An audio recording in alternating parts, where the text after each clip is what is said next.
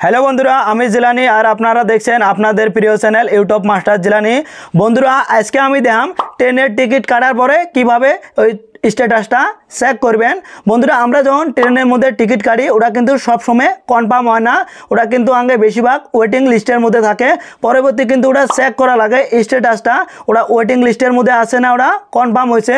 তো ফ্রেন্ডস, এটা কীভাবে চেক করবেন চলেন তাহলে মোবাইলের স্ক্রিনত যাই।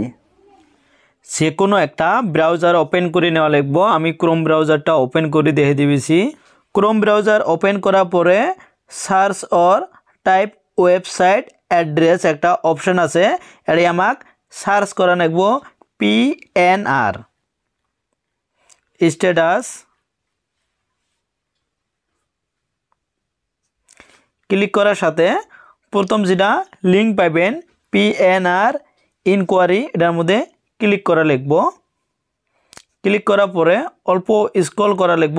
স্ক্রল করার পরে এর একটা অপশন আছে ইন্টার PNR নং।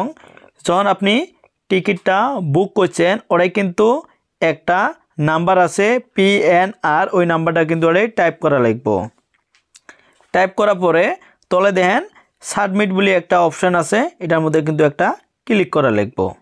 ক্লিক করার সাথে এর আমার একটা ক্যাপচা চাইছে, ক্যাপচাটা আমার ম্যাথ সলিউশনের মতন কইছে 50 - 10 = কত হব। তাহলে আমি এই টাইপ করলাম 40। তলে দেখেন সাবমিট অপশন আছে, ক্লিক করলাম। ক্লিক করার সাথে দেখেন এই ধরনের ইন্টারফেস শো করছে। প্রথমে ট্রেন নাম্বার শো করছে, তারপরে ট্রেন নেম কামরূপ এক্সপ্রেস এই ধরনের দেন শো করছে, তারপরে ডেটটা শো করছে কোন দিন আমি যাবো, আর কইছে ফ্রম টু কত থেকে করে যাবো। এটি আমার নিউ কুচবিহার টু খাকড়ারঘাট অপশনটা শো করছে এই ধরনের। কিন্তু এটি দেখেন আমি একবারে 3টে টিকিট বুক করছিলাম, একটা হলো প্যাসেঞ্জার 1, একটা হলো 2, একটা হলো 3। অল্প স্ক্রল রাইট করবেন, রাইট করার পরে এটি দেখেন উপরে যেটা CNF আছে ওটা মানে কনফার্ম হয়েছে, আর যেটা তলে WL মানে ওয়েটিং লিস্টের মধ্যে আছে। দেখেন 7 আর 8টা ওয়েটিং লিস্টতে আছে, আর যেটা CNF ওটা কিন্তু কনফার্ম হয়েছে। সেটা A1 মানে যেটা ডাব্বা ট্রেনে থাকে ওটা কিন্তু A1/28 দেওয়া আছে। 28 যেটা হলো আগে সিট নাম্বার ওটা কিন্তু 28। তো ফ্রেন্ডস, আপনি কিন্তু এইভাবে কিন্তু ইনকোয়ারি করে পাবেন।